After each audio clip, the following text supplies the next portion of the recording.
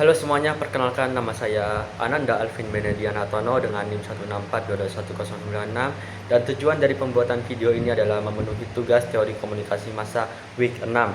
Dan di sini yang pertama saya akan menjelaskan teori-teori yang ada di normatif media. Dan pertama saya akan mengawali dengan authoritarian theory atau teori otoritarian, yang dimana dalam teori ini media dikendalikan oleh pemerintah atau otoritas yang berkuasa dengan tujuan menjaga stabilitas.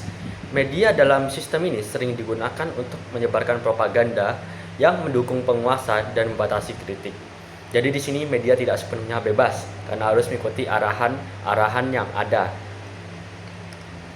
Oke, selanjutnya kita masuk ke teori kedua, yaitu libertarian theory atau teori libertarian.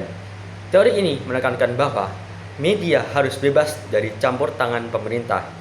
Artinya, media punya kebebasan untuk menyampaikan informasi apapun dan publik berhak memilih informasi yang mereka anggap benar. Di sini media dilihat sebagai sarana untuk menjaga hak asasi manusia dalam mendapatkan informasi tanpa sensor atau biasa kita kenal dengan kebebasan. Dan selanjutnya kita masuk ke teori ketiga, yaitu social responsibility theory atau teori tanggung jawab sosial.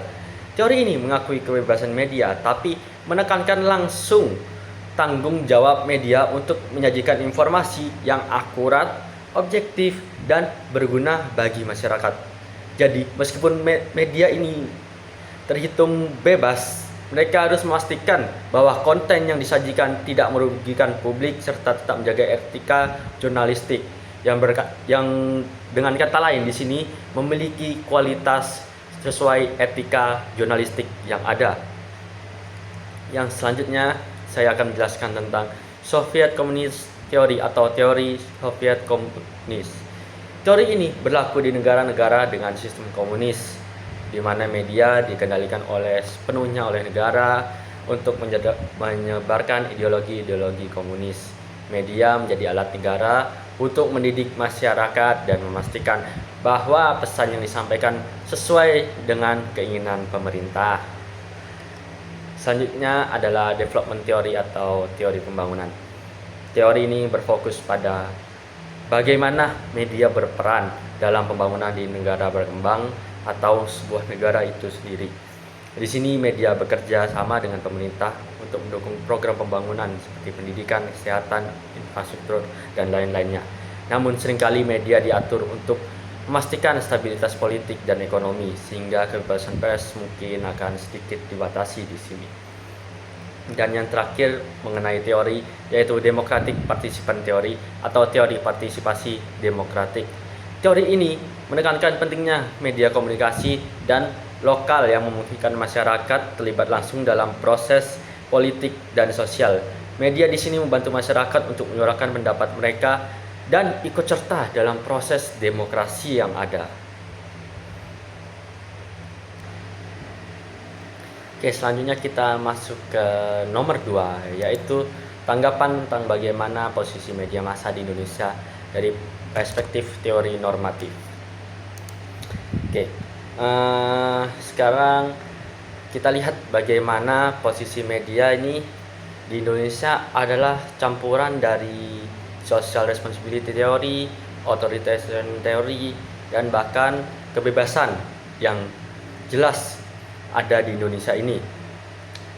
Di Indonesia sendiri, pemerintah menetapkan UU ITE yang sering digunakan untuk mengontrol informasi dan kritik terhadap pemerintah maupun beredarnya isi dari media yang ada di masyarakat itu sendiri. Ini menunjukkan bahwa meskipun media diakui bebas mau secara tertulis dan tidak tertulis, pemerintah masih memiliki mekanisme untuk membatasi kebebasan tersebut dengan alasan menjaga ketertiban atau keamanan nasional, yang imbasnya adalah untuk kita sendiri sebagai masyarakat Indonesia yang haknya dijamin oleh undang-undang yang ada di pemerintahan itu sendiri. Selanjutnya untuk konsentrasi kepemilikan yang ada di Indonesia. Media di Indonesia sendiri dikuasai oleh media-media besar yang beberapa dia atur untuk kepentingan tertentu. Ini menyebabkan pemberitaan seringkali dipengaruhi oleh kepentingan pribadi oleh media dan pihak yang bersangkutan itu sendiri, menurut saya. Dan dalam pengaruh politik dan ekonomi yang ada di Indonesia, kita media menjadi tekanan atau pengiklan yang cukup berimpact. Di sini dapat kita lihat bahwa pengaruh independensi mereka sangat besar di sini. Namun ada media independen yang tetap berjuang untuk mempertahankan objektivitas atau integrasi jurnalistik yang ada di era saat ini. Dan selanjutnya untuk poin ketiga, yaitu tentang tanggapan kita tentang apakah media massa di Indonesia masih melakukan peran normatifnya dalam demokrasi, serta apa saja sih contoh-contoh tersebut. Yang pertama, dalam pengawasan. Media masih memainkan peran penting untuk pengawasan ini sendiri. Namun peran ini seringkali terhambat oleh kepentingan politik seperti ancaman hukum yang menghalangi pelaporan yang terlalu kritis terhadap pemerintah. Selanjutnya, peran fasilitatif. Media menyediakan ruang untuk diskusi dan debat publik, baik di platform berita maupun media sosial yang sering kita temui. Meskipun begitu, dengan kepemilikan media yang terkonsentrasi dan adanya bias ini, peran ini bisa menjadi lebih terbatas. Ini seringkali kita temui di media sosial seperti Twitter atau Instagram. Di Instagram sendiri, dalam setiap postingan akan memiliki kolom komentar apabila dibuka oleh pemilik dari postingan atau media sosial tersebut. Di situ masyarakat atau pemilik dari akun Instagram lainnya bisa menyuarakan apa saja ide-ide yang mereka miliki, atau bisa menjawab ide-ide atau suara dari orang lain yang disampaikan di kolom komentar tersebut. Peran radikal di sini, media berperan sebagai oposisi terhadap media mainstream yang dianggap terlalu terikat dengan kepentingan politik atau ekonomi. Media ini berfungsi untuk mengungkap ketidakadilan sosial dan ekonomi serta mempromosikan kesadaran kritis. Selanjutnya, dalam peran kolaboratif. Dalam beberapa kasus, media bekerja sama dengan pemerintah untuk mempromosikan program-program nasional seperti kampanye kesehatan atau pendidikan, atau kampanye stop judi, jangan berjudi. Kolaborasi ini baik, tapi harus dilakukan secara transparan agar independensi media tetap terjaga serta norma-norma dan nilai jurnalistiknya tetap ada di sini.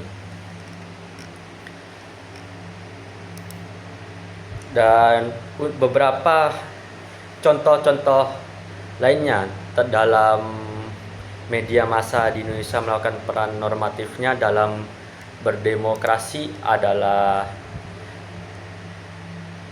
yang saya bilang tadi, bagaimana dalam media sosial Twitter dan Instagram masih diberi kebebasan untuk menyampaikan pendapat masing-masing maupun menjawab dari media sosial orang lain sendiri.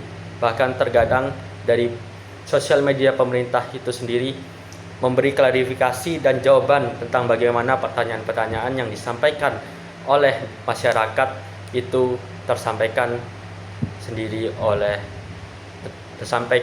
kepada mereka sendiri, yaitu pemerintah.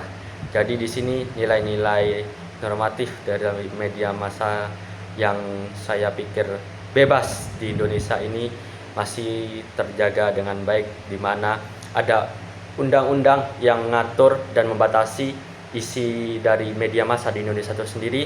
Di sisi lain ada kebebasan dari kita sebagai masyarakat untuk berpendapat. Sekian dari saya, Ananda Alvin. Terima kasih dan sampai jumpa.